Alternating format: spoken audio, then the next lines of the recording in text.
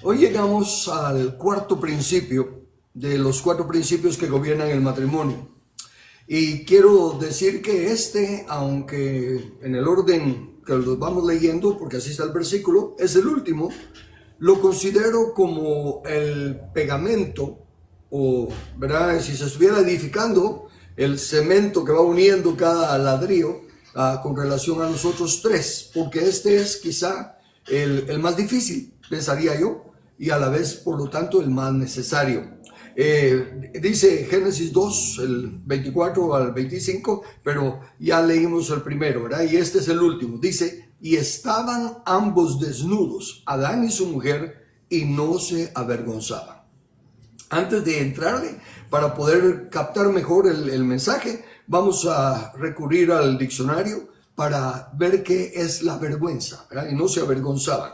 La vergüenza, dice el diccionario Webster, es una sensación dolorosa provocada por la conciencia de culpa o por haber hecho algo que daña la reputación. O, y quiero que le presten más atención, o por aquello que la naturaleza o la modestia nos incitan a ocultar. Y sigue diciendo, la vergüenza se excita particularmente al revelar acciones que a juicio de los hombres son viles y degradantes. Llamo la atención con los énfasis que hago al leer para que notemos que básicamente hay dos fuentes que causan la vergüenza. Y una es lo que dicen el juicio de los hombres. Es la que más predomina, porque estamos en una comunidad, en una humanidad que todavía está bajo maldición y que la mayoría de las personas, aún los que ya creemos habernos arrepentido y que estamos tratando de caminar en las cosas de Dios, aún tenemos muchas cosas mundanas en nuestra mente y consecuentemente esos son los que norman el sentido de valores del mundo. O sea, los juicios de los hombres se hacen basados en el sentido de valores del mundo. Y como todos nos fuimos moldeados en ese sentido de valores, los que ya hemos ido renovando nuestro entendimiento, ya hay mucho que no nos afecta de ese sentido de valores. Pero al estar nosotros, aunque ya nos sepamos libres de ese sentido de valores, compartimos con la humanidad que todavía los valora y entonces pareciéramos que estamos violando principios, que somos culpables y esperan que sintamos vergüenza. Desde luego no la sentimos, pero ellos quisieran que la sintiéramos. Ese es el uno. Y el otro es desde luego la ley de la naturaleza, que los antiguos así le llamaban a la ley de Dios. ¿Por qué? Porque ciertamente las leyes de Dios son no universales, mundiales, abarcan toda la tierra y son las mismas. Y así es la ley de la naturaleza. Por ejemplo, en todas partes del mundo, en todas las culturas, en todas las naciones, se siembra frijol, se cosecha frijol. La ley de la naturaleza. Así es con la ley de Dios. Entonces la ley de Dios está en todas partes del mundo, escrita en el corazón de las personas, pero y es más fuerte que el juicio de los hombres porque está basado en la palabra de Dios. Me gusta cómo lo describe Samuel Johnson en su revista The Rambler. Este fue un escritor, 1700 y pico, un escritor inglés y muy notorio, era una gran mente, viene siendo el Webster americano. Este es el Webster inglés, ¿verdad? Samuel Johnson. Él fue el que tradujo, el que tradujo la primera Biblia al inglés de Inglaterra.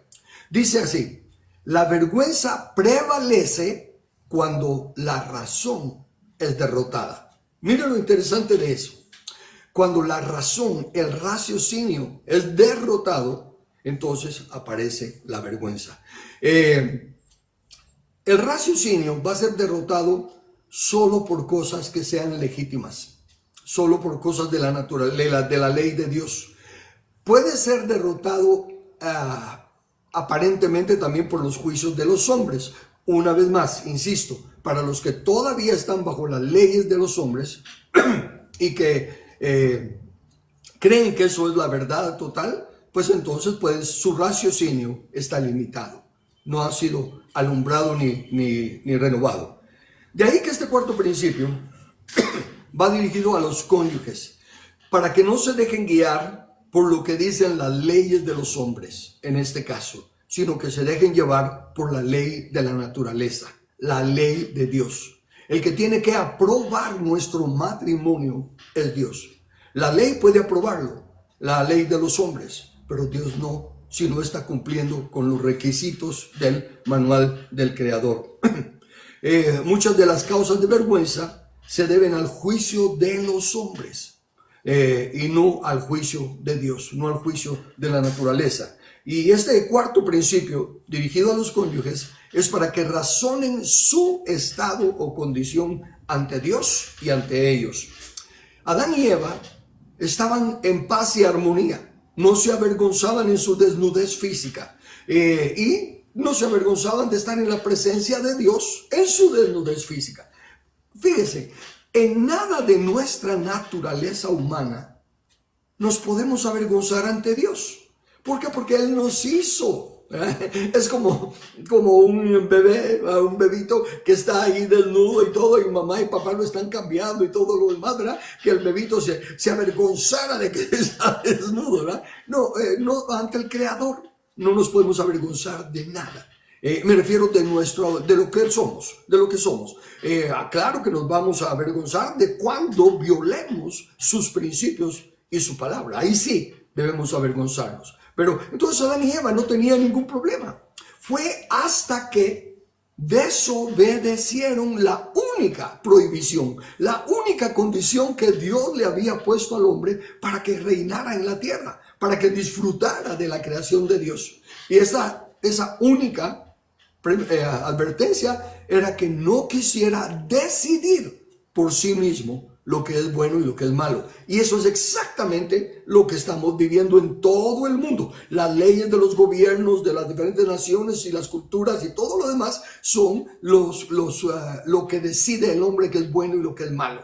Y por eso es que en un país esto es bueno y en otro país es malo, ¿verdad? ¿Por qué? Porque no estamos caminando bajo la ley de Dios, porque se violó la única prohibición.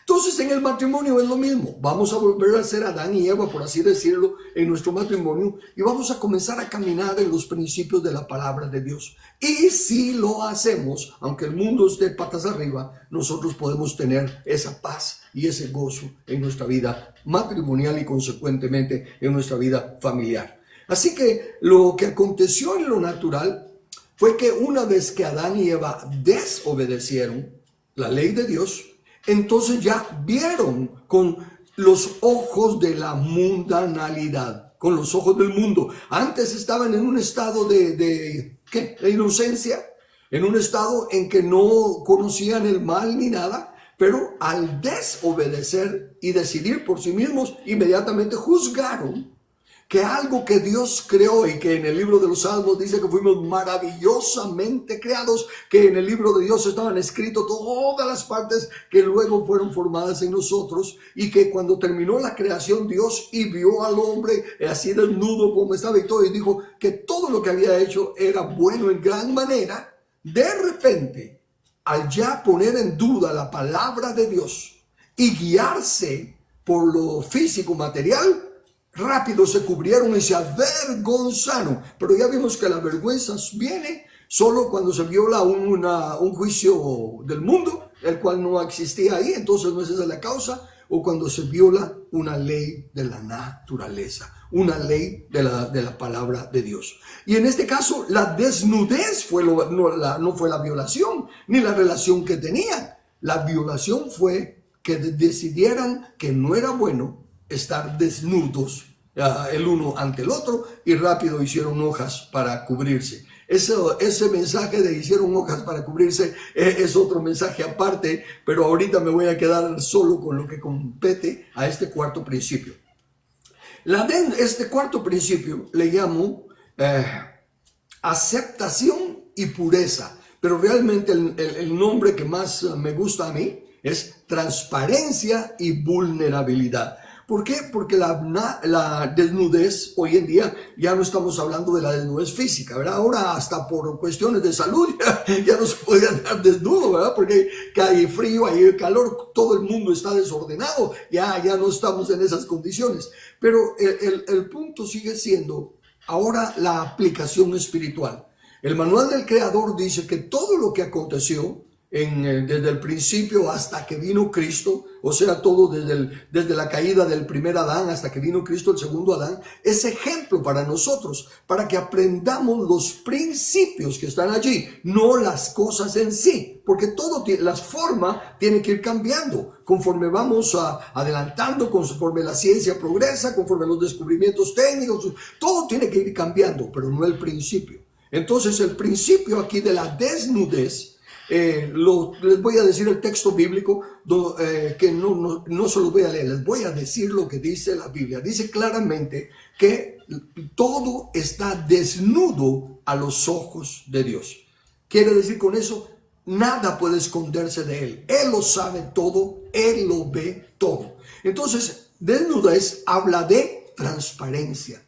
Cuando uno está desnudo físicamente, pues prácticamente está demostrando todo, no hay nada escondido, no hay nada que se pueda esconder. De igual manera, entonces la desnudez en el trato, la desnudez en nuestra relación implica que no hay nada oculto del uno al otro. No hay secretos, pues, para ponerlo más claro. Y esto es importante, porque todos venimos al matrimonio, los que somos casados, y cada uno de nosotros traemos nuestro pasado. Por muy bueno, por muy malo que sea, traemos cosas de nuestro pasado. Y no nos damos a la tarea de conocer toda nuestra historia, ¿verdad? Porque si aún ya casados todavía hay cosas que no se sabían porque no valían la pena en el momento que estábamos platicando y de repente resulta que por X, Y, Z circunstancia esto sale a colación y no lo sabía nuestro cónyuge. Entonces por eso es que debe de haber la transparencia primero. Y me gusta el concepto de transparencia, voy a aprovecharme y agarrar mi frasquito aquí, que el transparente significa no lo que yo digo la verdad porque hablo con transparencia. No. Ese yo digo la verdad porque hablo con falta de respeto o cólera o lo que sea. Pero transparencia es que se puede ver lo que hay adentro, ¿verdad? Entonces, el ser transparentes en el matrimonio es eso, que nuestro cónyuge sabe todo acerca de nosotros, al igual que nosotros sabemos todo acerca de nuestro cónyuge. Y esa transparencia, por eso le llamo vulnerabilidad también, a la vez que nos da la paz, el gozo de saber que somos aceptos tal y como somos, con nuestras debilidades, nuestras fortalezas, nuestros temores, nuestras victorias, en fin, todo. O sea, todo acerca de nosotros y somos aceptos así. Y por el otro lado, que conocemos todo acerca de nuestro cónyuge. Por eso entendemos sus debilidades y sus fortalezas y también lo mismo. Miren, la transparencia, el no tener secretos es fundamental en el matrimonio. Por lo tanto, sí déjenme hacer una aclaración aquí y especialmente para ustedes esposas. ¿Por qué? Porque por naturaleza ustedes son las que más quieren saberlo todo. Y gloria a Dios, qué bueno que así es, porque nos conocen. Pero déjenme aclararles una cosa. Estamos hablando de matrimonio. Si al estar hablando ya de funciones, por ejemplo, si el esposo es un psicólogo, un psiquiatra o una de esas profesiones que parte de su profesión es la de la privacidad del paciente, del cliente, que se promete que que lo que le vengan a decir. Bueno, déjeme ir a los que tenemos el privilegio de ser reconocidos de alguna manera como ministros en el evangelio y vienen a nosotros a buscar consejo. Algunas veces, no, muchas veces las diferentes causas pueden ser otras, pero también vienen a confesarnos pecados. Y es nuestra responsabilidad lidiar con la persona, darle el consejo bíblico de lo que está malo, si están fallando, qué es lo que la Biblia requiere y todo lo demás, pero no contar a nadie más lo que hemos hecho al dar consejería y al estar ministrando a una persona en que necesita libertad de un pecado o de lo que sea. Eso no lo compartimos con las esposas. Y gracias a Dios por la transparencia que hay entre nosotros, mi esposa sabe claramente que aun cuando tratamos asuntos de negocios en la iglesia, entre los ancianos del consejo, y llegamos a acuerdos y todo lo demás, y son cosas de doctrina y esto, son competencias de nosotros en el ministerio. No son cosas que le tenga que compartir a mi esposa, ¿verdad? Y la consejería, como digo, es una de esas condiciones en las que no se comparten. Y bueno, ya que me metí a eso, solo hacer ciertas aclaraciones. Eso sí, al estar ministrando a una mujer, sí requiero compañía, sí requiero, ¿verdad? Ya sea que somos más de un anciano aconsejando o que mi esposa me acompaña. ¿Por qué? Simplemente para guardar el prestigio de la persona, de la dama, de la señorita que está buscando el consejo y también la del ministerio que represento. Pero entonces, la transparencia, volviendo al matrimonio, todos los aspectos de mi humanidad, la clase de persona que soy, lo que son mis fortalezas, mis debilidades, lo sabe ella. Y luego venimos a otros asuntos, como ya mencioné en la plática anterior, cuando hablaba de que cuando se casa una pareja, pues que pueden tener la opción de casarse con bienes, no me recuerdo cuál es la palabra, pero separados, ¿verdad? De que cada quien es dueño de lo que traía uno es dueño de lo que traía y el otro también, y solo van a ser dueños de lo que desarrollen en común. Eso no es bíblico, porque en el matrimonio ya no somos dos, sino que somos uno. Entonces, eso trae transparencia a las cuentas monetarias. Lili y yo tenemos una sola cuenta y ambos tenemos firma y ambos tenemos la misma tarjeta de crédito, obviamente dos diferentes tarjetas, pero me refiero a la misma cuenta. Por eso ambos sabemos todo cómo va en la economía de la casa. Todo lo que hacemos, todo lo que tiene que ver con la familia, con nuestro matrimonio, es totalmente abierto. Nuestros teléfonos, los diferentes programas que puedan haber ahí, WhatsApp y todos los mensajes que se pueden intercambiar y todo están allí. Nada hay que ella no pueda conocer de mi participación, excepto, una vez más, lo que se compete al ministerio. Las cosas que por la honra que le merezco a la persona que viene a buscar el consejo y por la obediencia a Dios, esa la guardo. Porque está escrito en la Biblia que cuando hay un pecado involucrado y uno lo puede tratar y solucionar, la persona reconoce el pecado, reconoce los pasos a dar que se le indican y todo lo demás, dice, ahí llega. Ya ni siquiera se tiene que buscar a otra persona con quien compartirlo. Él o ella, la persona vino, confesó, sí, no es algo que tenga que confesar a otra persona o algo por el estilo, sino que solo de solucionar ella o esa persona que vino, ahí se acabó el asunto. Entonces, regreso entonces a transparencia. Todos somos orgullosos hasta cierto nivel y todos definitivamente somos egoístas.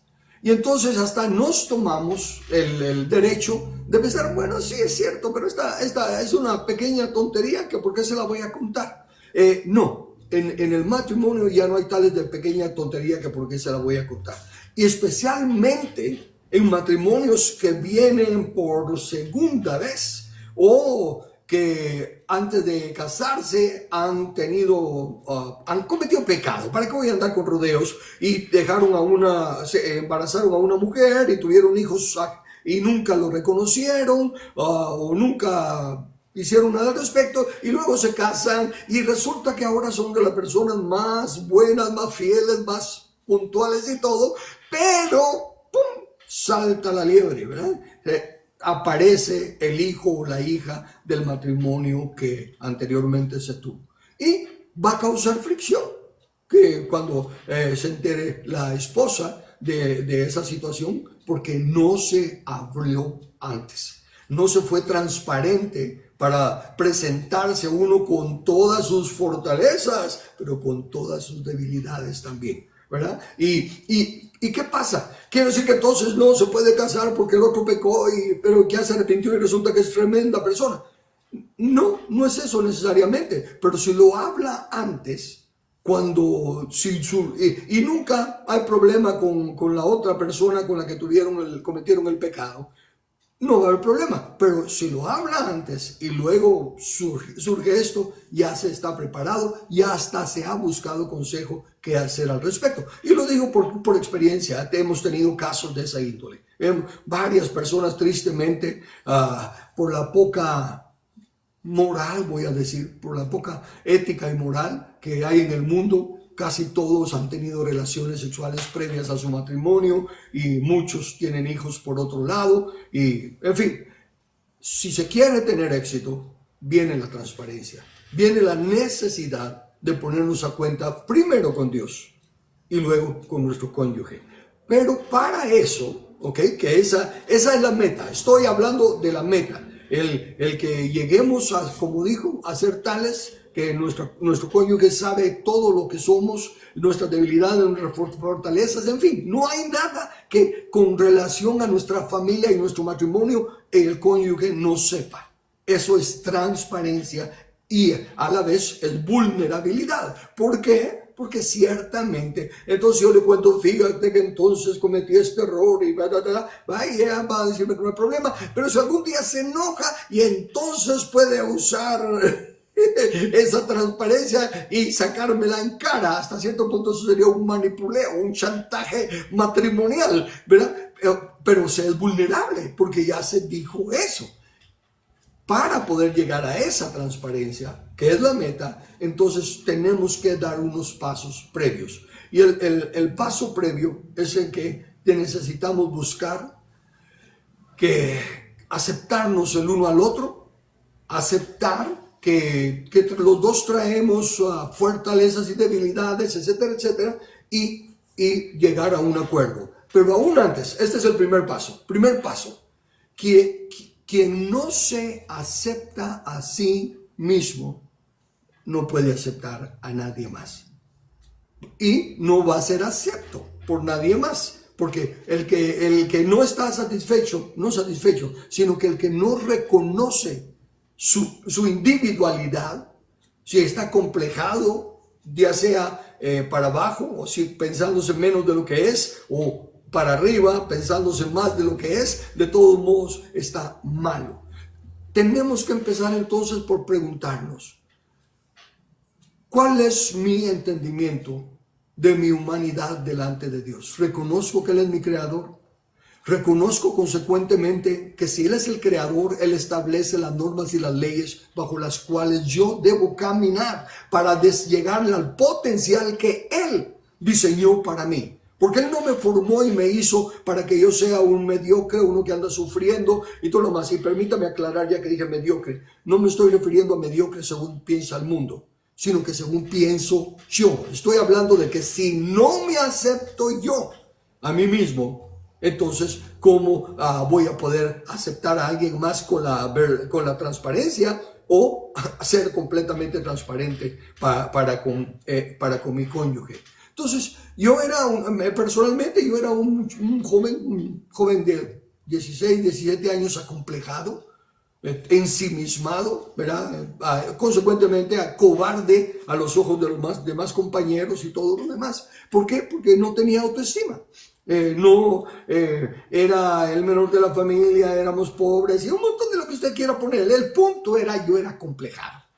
Cuando por la misericordia de Dios me presentan el mensaje de la Biblia, me presentan que Dios me creó, que Dios me hizo, que Dios me conoce y que Él tiene un plan para mí, y empiezo a creerlo, y empiezo a buscar en las Escrituras y a leer la Biblia, y empieza a transformarse mi entendimiento, y empiezo a tener una relación con Dios que fue cambiándome a llegar a ser el hombre que soy, pero a llegar a ser el joven que debía ser, porque ya a los 18, 19 años yo ya era otra persona. Había creído de que si alguno está en Cristo, nueva criatura es, las cosas viejas pasaron, y aquí todas son hechas nuevas. Y no le estoy hablando de religión, no le estoy mencionando ninguna iglesia, simplemente le estoy diciendo que cada uno de nosotros tiene que entender que la Biblia no es un libro de religión y no es el libro de ninguna denominación de iglesias, es el manual del Creador para que todo el que quiera, leyéndolo por sí mismo, va a ir entendiendo lo fundamental. Hay un montón que le va a parecer chino, que le va a parecer griego, como dicen en inglés, que no lo va a entender. Pero que no le preocupe lo que no entiende. Ocúpese de lo que sí vaya entendiendo. Y lo que va entendiendo es lo básico, fundamental. Yo comencé y las cosas que fui aprendiendo me fueron llenando de una nueva visión, de una nueva forma de ser y todo. A tal grado que cuando llegué a pedir la mano de la que ahora es mi esposa, no le pedí que fuera mi novia.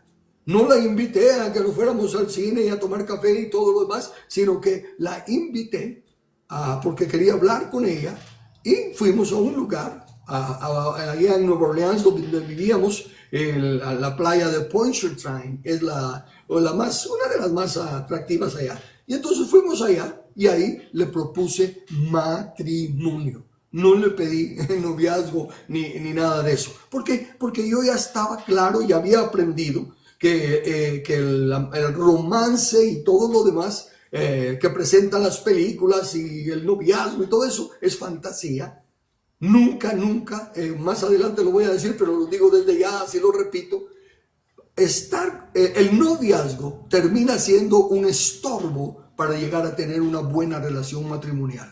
Porque después están queriendo que en el matrimonio sea igual que cuando eran novios. Cuando eran novios andaban aparentemente, no eran naturales, ¿verdad? Y estaban saliendo. Entonces era todo de ir a comer, era de ir a comprar chocolates, era de ir al cine, era de hacer lo que fuera y todo. Pero era una fiesta continua el noviazgo. Luego viene el matrimonio y empiezan las responsabilidades y el trabajo y las circunstancias y los hijos y todo lo demás y se acabó el noviazgo. Y piensan, ya no me amas. No, de amor ha de seguir siendo el mismo, pero las circunstancias ya no las son. Y por haber pensado que deberían de tener un matrimonio como tuvieron el noviazgo, hasta las consejerías matrimoniales que yo escuchaba, ¿verdad? Cuando venía la pareja que andaba mal y todo, vos tenés que conquistarla de nuevo, tenés que tratarla como la tratabas cuando eran novios, llevarle chocolates, llevarle rosas. Eso no es la forma de restaurar un matrimonio, eso es volver a poner más fantasía y más cosas que no tienen absolutamente nada que ver con la comunión y el amor y la armonía en un matrimonio. Entonces, volver al punto primero, aceptarse a sí mismo.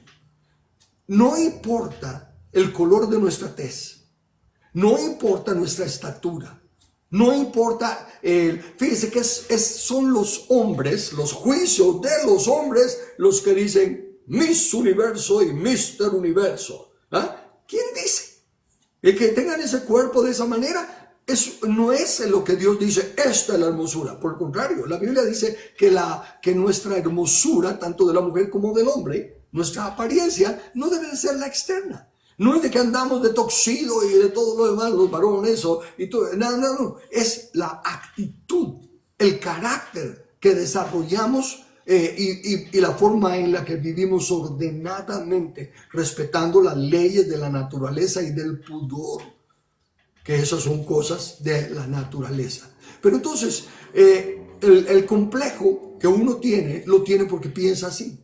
Yo era complejado, yo era tímido, yo era todo lo demás, porque así lo pensaba, así lo había visto comparado con los demás compañeros y todo lo demás. Pero cuando empecé a leer el manual del Creador y le empecé a creer, entonces me empecé a transformar en esa persona que decía el manual del Creador que podía ser. Y he experimentado muchas cosas tan lindas, logros que nunca habían pasado por mi mente, nunca soñé, nunca pensé llegar a ser y hacer cosas que he hecho y lo que he sido. ¿Por qué? Porque primero, por su misericordia, alguien que me dijo, Dios sí te conoce y Dios tiene un plan para ti. Por su misericordia, yo lo creí. Empecé a leer el manual del Creador y me empezó a transformar. Y de hecho, cuando finalmente me congregué en una congregación, valga la redundancia, como he dicho otras veces, conocía más Biblia que todos los jóvenes de mi edad ahí y aún que la mayoría de los líderes de la iglesia. No es jactancia, es simplemente para decirle, los que no maduran los que no crecen espiritualmente en su relación con Dios, no es por el mundo malo, es porque no leen el manual y le creen a Dios. Recuérdense que el pecado de Adán fue no creerle a Dios, cuestionar la palabra de Dios. Si él dijo, no comas porque te mueres, no había que comer. Y como Dios no anda con dobles palabras y jugando, comieron y murieron. ¿No? Así de sencillo. Entonces, de igual manera, si Dios dice, Carlos, tú no eres ese mediocre que te han hecho creer que eres, tú eres un siervo mío y yo lo creo, entonces empiezo a caminar como ese siervo de Dios. Pero no es arrogancia mental, sino que es transformar mi entendimiento de que el Creador me debe conocer mejor que todos los que me han juzgado. Y que el Creador sabe hasta dónde soy capaz de, hasta dónde puedo llegar, porque Él me hizo que todos los demás que me dicen no tenés ningún título, no te graduaste, no sos profesional, y esto y lo otro. Me importa un comino lo que me digan. Leo en el manual del Creador que Él dice que puedo, así que acepto que puedo. Bien, entonces vengo al matrimonio. ¿Qué tanta experiencia podía tener el matrimonio? Pues no, ni siquiera cuando era joven, porque debido al acomplejado que era, y no anduve metido en líos con mujeres ni nada por el estilo. ¿Por qué? No por lo gran valioso que yo era, no, por lo tímido que era. Así que eso sirvió de protección para mi juventud. Y cuando finalmente llegué a ya estar trabajando, ganando dinero y todo, ya las cosas cambiaron, pero no para mal, sino para bien. Bien, entonces, primer consejo, usted tiene que llegar a aceptarse a sí mismo. Y no lo va a hacer mientras no reconozca que hay un creador. Porque sí, puede leer libros de autodesarrollo. Y la gran mayoría de libros de autodesarrollo son buenos porque todo lo que le dicen que usted puede, es cierto, usted lo puede. Solo que va a ser solo superficial y temporal mientras no sea que usted va a hacer eso mismísimo que le dicen los libros que sí puede, pero porque tiene la claridad de que Dios que lo creó desea su felicidad, desea que usted pueda prosperar y llegue a ser la clase de varón o hembra que Él creó en usted. Entonces, autoaceptación, pero autoaceptación basada en el escrito está.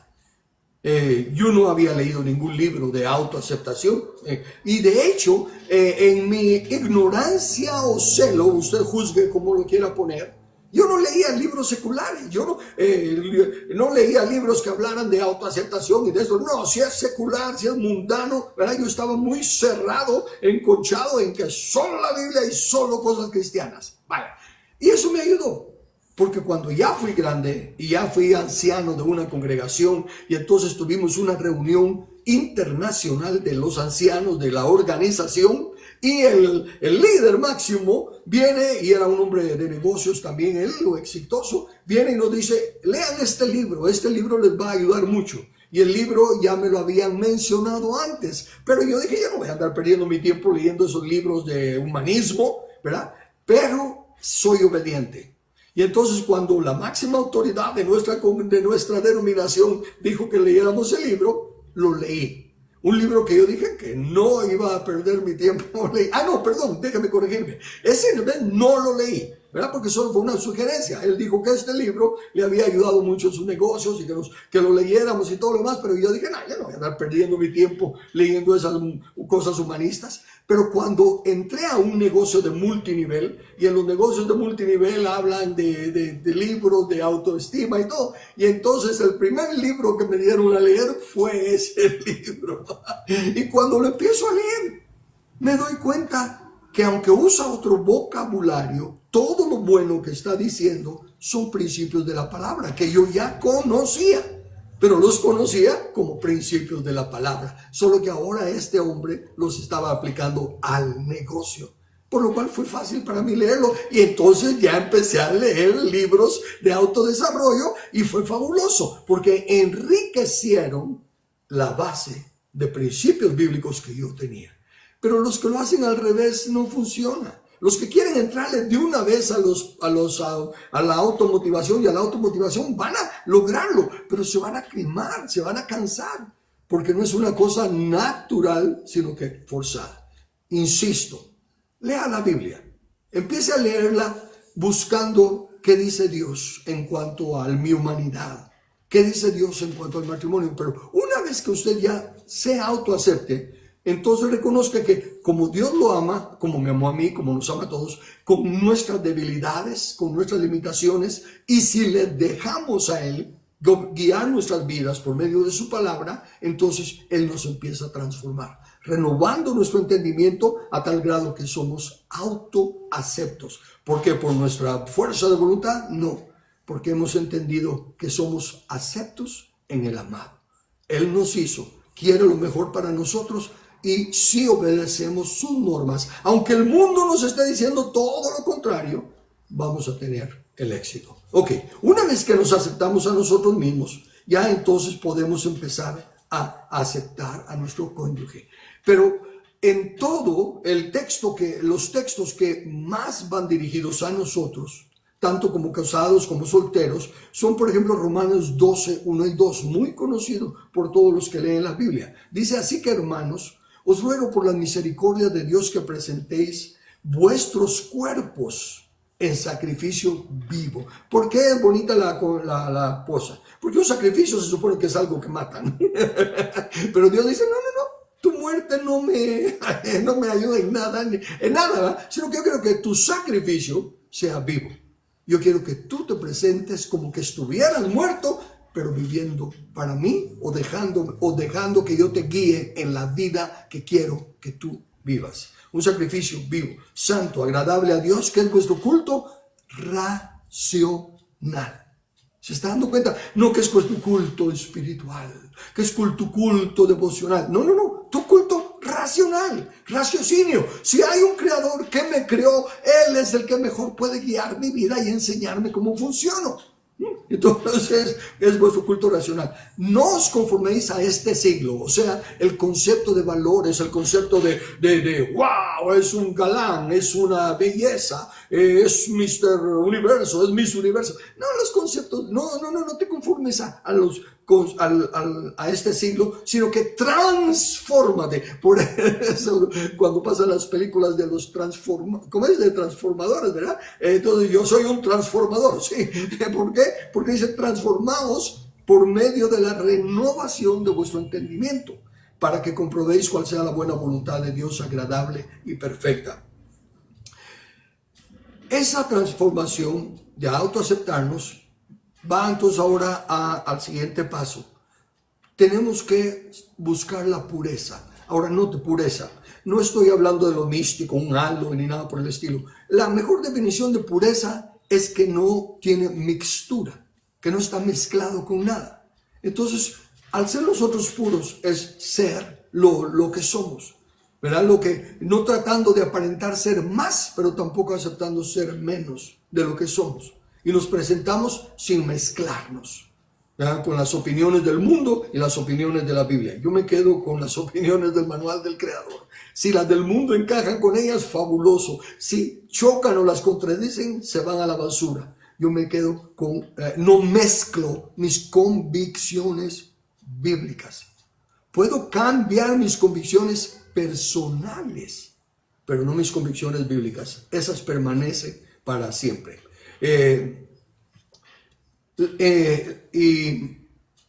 Y como el matrimonio representa a Cristo y la iglesia, dice que nos exhorta a que amemos a nuestros cónyuges, a los varones, como Cristo a su iglesia. Dice la palabra que Jesús amó a la iglesia, y esto es lo que quiero que capte. Está en Efesios capítulo 5, versículo 7.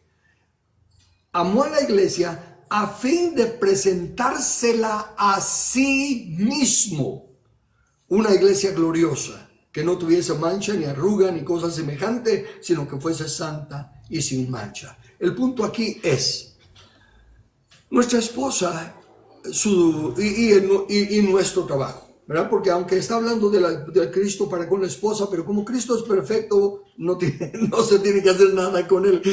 Pero él está trabajando en que su esposa le agrade a él. No que encaje con el mundo, no que sea de alta esfera en el mundo, de la alta sociedad, que no es un chusma, no. ¿Qué importa todos los estándares del mundo? Él quiere presentarse a su iglesia agradándole a Él. Lo mismo es en el matrimonio, la transparencia, la desnudez. La desnudez, como le estoy hablando, emocional, espiritual, intelectual. Mi esposa solo debe ocuparse de agradarme a mí. Aunque no agrade a mis padres, ¿verdad? O sea, a sus suegros, aunque no agrade a la familia, si la familia fuera llena de cuentos, uy, mira la mujer que conseguiste, pudiste haber conseguido a lo mejor o lo que sea, al carajo con esas personas. Mi esposa solo me tiene que agradar a mí, y si a mí me agrada, es perfecta, aunque le pongan 80,000 defectos los demás. Consecuentemente, de la misma manera, para con la esposa. Nosotros debemos de agradarla a ella, lo que ella quiera, no lo que... Ya dejamos a nuestro papá y mamá, recuérdense, dejará el hombre a su padre y a su madre. Ok, ya encontré una mujer, otra vez hablemos del hombre hablando, lo mismo puede decir la mujer, pero aquí el hombre hablando, ¿verdad? Ya encontré a un cónyuge que me conoce tal y como soy, que me acepta así, me ama así y me apoya. Es una ayuda idónea. Entonces, si a mi familia no le gusta, si a mis suegros no les caigo bien, si la sociedad piensa que es un matrimonio desigual por las culturas, porque ella es una gran eminencia y yo soy un mediocre, ¿qué me importa la opinión del mundo? A fin de agradar, a fin de presentársela a sí mismo. A sí mismo. De igual manera, a fin de presentárselo a sí misma. Como dijimos, ya en la relación número 1 es la del cónyuge. Y una vez que aprendemos a ser transparentes, una vez que ya no tenemos que mantener una actitud de que, ¿verdad?, a mí no me quebranta nada, soy muy formal en esto, o lo que sea. No, a menos que esa fuera mi naturaleza. Pero no algo porque se supone que el marido debe de ser así. Como en las consejerías uno oye de toda clase de cosas. Y sí puedo contar algunas experiencias porque nadie va a saber de quién estoy hablando, excepto el que lo dijo, pero como lo dijo en público también, lo puedo repetir. Él dice que uno de los consejos que su padre le dio fue, mira, de vez en cuando salite sin decirle nada a tu esposa, andate aunque sea a fumarte tu cigarro ahí o algo y regresa cuando querrás. Y si te pregunta dónde fue, decirle que te interesa a ti, para que aprenda a mantenerse en su lugar. Ese era el consejo de un padre a su hijo.